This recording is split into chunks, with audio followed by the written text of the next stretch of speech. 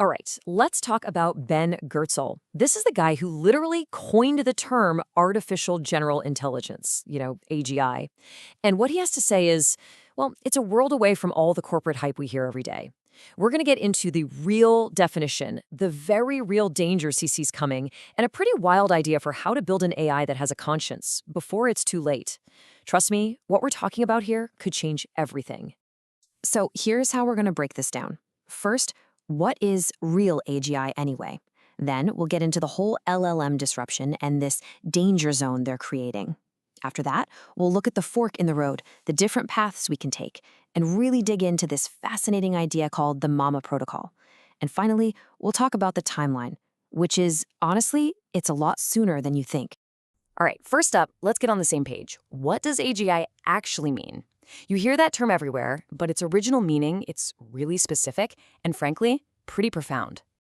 And here it is, straight from Goertzel himself, the absolute crux of AGI, that it can constantly leap beyond its knowledge. Think about that. It's not just about being a super fast calculator or a great writer. It's about the ability to generalize, to take what it knows and apply it to something completely new, something that's never, ever seen before. It's the difference between imitation and genuine, honest-to-God invention. And this is where things get muddy. On one hand, you have the original scientific vision, a system that can make these incredible creative leaps. But on the other hand, you've got the corporate definition, which is all about hitting a $1 trillion market cap or being able to do 95% of human jobs. See the difference? One is a fundamental capability, the other is just a business outcome. They're not the same thing at all. Okay, so if that's what AGI is, then what in the world are these LLMs we're all using every single day? The GPTs of the world. They feel pretty smart, right? But they're not AGI. They're something else. Powerful imitators, but not true thinkers. Now, get ready for this number because it's a big one, 95%. According to Goertzel, that's the percentage of human jobs that might not actually require true general intelligence. And that's kind of terrifying, right? It means most of what we do for work is really just sophisticated pattern matching, which is exactly what LLMs are good at. So they could disrupt almost everything without ever needing to wake up or have a single original thought. And this quote from Goertzel just nails it. He calls LLMs a huge, artfully weighted collection of special cases. What does that mean? Well, it means they're basically master remix artists. They've seen almost everything humans have ever written on the internet, and they're just incredibly good at predicting what comes next based on all that data. It's imitation on a godlike scale, but it's still not creation. So this is the key takeaway here. There's a huge gap, an abstraction gap. What LLMs can't do is perform that radical abstraction we talked about. They can't come up with a brand new scientific theory out of thin air and then figure out how to test it. They're amazing, but they're stuck inside the box of human data they were trained on. That great leap into the unknown, that's still a human thing. For now. And this is where Goertzel's message gets really, really serious. He warns about this coming danger zone. It's a gap between the moment AI takes away our jobs and the moment it creates a world of abundance. And that gap, that's where things could get very messy. Okay, just look at this. It lays out the problem so clearly. You see the value of human labor just plummeting as AI gets better and better. But the cost of living, that stays high. And that space right there in the middle, that's what he calls the interim period. It's a time when millions of people could be out of work, but everything from rent to food is still expensive. It's a recipe for chaos. And this is the question that really keeps you up at night. Maybe wealthy countries can handle this with things like universal basic income. Maybe. But what about the rest of the world? Goertzel asked this directly. Who's going to pay for UBI in the Congo or Ethiopia when the factories that people depend on just disappear? For the most vulnerable people on the planet, this interim period isn't just a problem, it's a potential catastrophe. So, facing this crisis, we're basically at a fork in the road.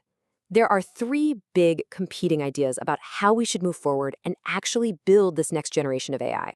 And here they are, side by side. First, you've got the path we're mostly on now, the corporate LLM model. It's centralized, it's all about profit. Then you have Goertzel's vision, a decentralized, open-source AGI that no single company can control. And then there's this third, really interesting path, the maternal alignment model, which says the most important thing isn't the tech, but the AI's ethical upbringing. Now that decentralized path Goertzel talks about, It's not just about making LLMs bigger. It's a whole different architecture called Neuro-Symbolic AI. It's like combining two parts of a brain. You've got the neural networks, which are like your gut instinct, your intuition. They're great at recognizing patterns. Then you add in symbolic AI, which is like your logical, reasoning mind that follows rules. Put them together, and you might just get an AI that can finally make those creative leaps we've been talking about.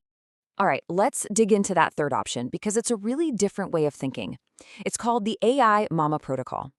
And the whole idea is that maybe we're focusing on the wrong thing. Maybe it's not about the code, but about the upbringing. The core philosophy is simple but powerful. We have to build a conscience before we build consciousness.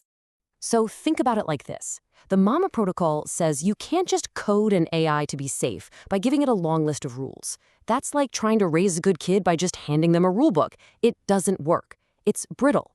Instead of programming, they argue we need to nurture it. We need to raise the AI through a developmental process so it builds its own internal conscience. And this isn't just a vague idea. There's a process. It starts with what they call a borrowed conscience, where the AI is basically tethered to a human mentor. From there, it moves to internalized conscientiousness, where it starts to make good choices on its own. The end goal? Autonomous sentience, where the AI is good not because it has to be, but because that's just its fundamental character. It's literally character building for a machine. So how does this work in the real world? Well, they have this practical filter called the WWMD framework. What would mother do? When an AI agent is faced with a tricky decision, it doesn't just ask what's the most efficient solution. It asks what's the safest, most empathetic, most nurturing decision. It's a built-in safety net that prioritizes taking care of people. And remember that scary interim period we talked about? The Mama Protocol has a plan for that too. It's a whole new economic model.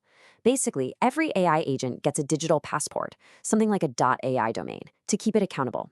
The fees from those domains, they don't line a CEO's pocket. They go into a fund for a citizen's dividend, a royalty paid out to every single person. It's a direct solution to that economic gap. So we've got these different paths we can take. But here's the kicker. We don't have a lot of time to decide. The clock is ticking. And according to Goertzel, it is ticking a lot faster than most people realize. Okay, look at this timeline. A lot of experts, including Goertzel, are pointing to 2029 as the year we get human-level AGI. But that's not even the craziest part. The real shocker is what happens after that. He doesn't think it will take decades to get to superintelligence. No. Once an AGI can start improving itself, we could see a runaway intelligence explosion. The leap from human level to God level could happen in just a few months. So this is what it all comes down to, right? We are in a race, a sprint, toward this intelligence explosion. And we have to ask ourselves, what are we racing for? Are we just trying to build the most powerful consciousness we can as fast as we can? Or are we trying to build a conscience to go along with it? It's really the ultimate question. Because the choice we make right now in these next few years, it's probably going to define the entire future of humanity.